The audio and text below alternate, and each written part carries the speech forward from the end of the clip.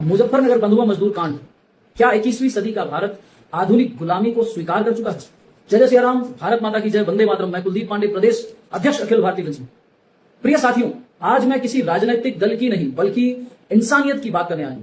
आज मैं उस भारत की बात करने आया हूं जहां एक और हम विश्वगुरु बनने की बात करते हैं, लेकिन दूसरी ओर हमारे ही देश में इंसानों को जानवरों से भी बदतर जीवन जीने पर मजबूर किया जाता है। उत्तर प्रदेश के मुजफ्फरनगर के किताबी थाना क्षेत्र के मांडी गांव से जो तस्वीर सामने आई है वह केवल एक आपराधिक घटना नहीं है।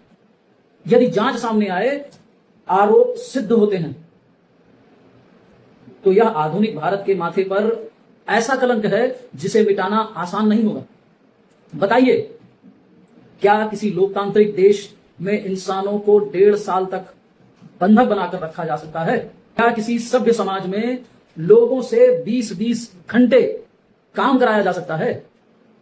क्या किसी देश में मजदूरों के मोबाइल, आधार कार्ड, पैन कार्ड, पहचान पत्र छीनकर उन्हें परिवार से अलग किया जा सकता है? क्या भूसे और चोकर की रोटियां खिलाकर इंसानों से फैक्ट्री चलाई जा सकती है? अगर इन प्रश्नों का उत्तर नहीं है तो फिर यह सब देश में कैसे हुआ? साथियों, जांच के अनुसार गरीब और मजबूर लोगों को रेलवे स्टेशन, बस अड्डों और सार्वजनिक स्थानों से बहला फुसला कर लाया गया। उन्हें रोजगार का सपना दिखाया गया। उन्हें कहा गया कि उन्हें बहुत पैसे मिलेंगे, अच्छी नौकरी मिलेगी। 8 घंटे की नौकरी का वादा किया गया। 8 से 15,000 रुपए वेतन का लालच दिया गया, लेकिन फैक्ट्री पहुंचते ही उनकी पहचान छीन ली गई, उनकी आजादी छीन ली गई, उनका सम्मान छीन लिया गया, और सबसे बड़ी बात,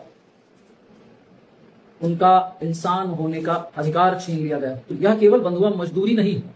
यदि आरोप सिद्ध होते हैं तो यह मानव तस्करी, संगठित अपराध और आधुनिक गुलामी का भयावह उदाहरण है।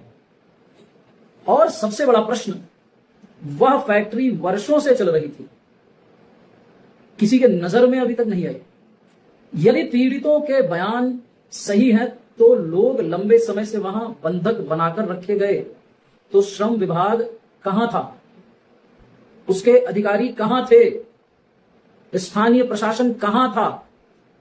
पुलिस की अत्यंत खुफिया व्यवस्था जो है, जो कहते हैं कि चोरी से पहले हम पहुंच जाते हैं, वह प्रशासन कहां था? क्या किसी अधिकारी ने कभी निरीक्षण नहीं किया उस कंपनी का? क्या किसी को कुछ दिखाई नहीं दिया? या फिर सब कुछ देखकर भी अधिकारियों ने, प्रशासन ने कुछ लोभ लालच बस अपनी आंखें बंद कर ली? आज देश की जनता जवाब चाहती है। साथियों, इस मामले में कई लोगों की गिरफ्तारी हुई है और मुख्य आरोपी अभी भी फरार बताया जा रहा है। यदि जांच में यह सिद्ध होता है कि किसी भी राजनीतिक संरक्षण, प्रशासनिक लापरवाही या भ्रष्टाचार के कारण यह अपराध वर्षों तक चलता रहा, तो केवल फैक्ट्री मालिकों को सजा देना पर्याप्त नहीं होगा। उन अधिकारियों की भी जवाबदेही तय होनी चाहिए। कर्तव्य का पालन नहीं किया उन अधिकारियों ने, यदि किसी कर्मचारी ने निरीक्षण नहीं किया, यदि किसी कर्मचारी ने लापरवाही की, यदि किसी अधिकारी ने शिकायत दबाई, तो कार्यवाही हो। यदि किसी कर्मचारी ने निरीक्षण नहीं किया तो उसके ऊपर कार्यवाही होनी चाहिए। यदि किसी प्रभावशाली व्यक्ति के संरक्षण में यह व्यवस्था चल रही थी तो उस पर कार्यवाही होनी चाहिए।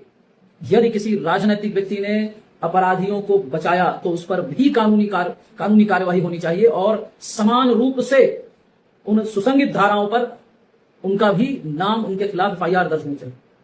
कानून केवल गरीबों के लिए नहीं होना चाहिए।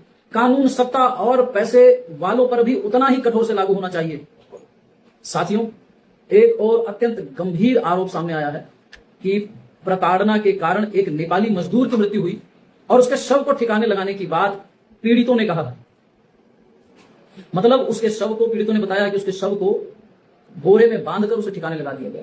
और यह मात्र 1-2 चीजों की बात नहीं है, 6 से 7 हत्याएं ऐसी हुई। यदि जांच में यह आरोप सत्य सिद्ध होता है तो केवल हत्या नहीं होगी, यह मानवता की हत्या होगी। इसलिए मैं मांग करता हूं इस पूरे प्रकरण की समयबद्ध और निष्पक्ष जांच होनी चाहिए। सभी पीड़ितों का पुनर्वास किया जाए, उन्हें आर्थिक सहायता, चिकित्सक और कानूनी सहायता और संरक्षण दिया जाए। मानव तस्करी से जुड़े पूरे नेटवर्क का पर्दाफाश किया जाए। राज्य भर की संदिग्ध फैक्ट्रियों का विशेष ऑडिट कराया जाए। हर अधिकारी को निर्देश दिया जाए कि उन्हें हर महीने प्रत्येक फैक्ट्रियों में विजिट करके निर्धारित रूप से समय समय पर उस फैक्ट्री की जांच करनी चाहिए। श्रम विभाग, पुलिस और संबंधित अधिकारियों की भूमिका की स्वतंत्रता की जांच कराई जाए और दोषी चाहे कितना भी प्रभावशाली क्यों ना हो, उसे कानून के सामने झुकना ही होगा। साथियों, विकास केवल ऊंची इमारतों से नहीं मापा जाता है। विकास तब होता है जब सबसे गरीब व्यक्ति भी सम्मान के साथ जीवन जी सके, जब मजदूर सुरक्षित हो, जब कानून निष्पक्ष हो, जब प्रशासन ईमानदार हो और जब किसी गरीब को रोजगार के नाम पर गुलामी ना झेलनी पड़े। आइए हम सब मिलकर एक संकल्प लें कि भारत में किसी भी इंसान को आधुनिक गुलामी का शिकार नहीं बनने देंगे। भारत में रह रहे सभी गरीब की मजबूरी किसी का व्यापार नहीं बनने देंगे और न्याय मिलने तक आवाज उठाते रहेंगे। सभी को जय जय सिया राम, जय हिंद, भारत माता की जय, जय गौ माता।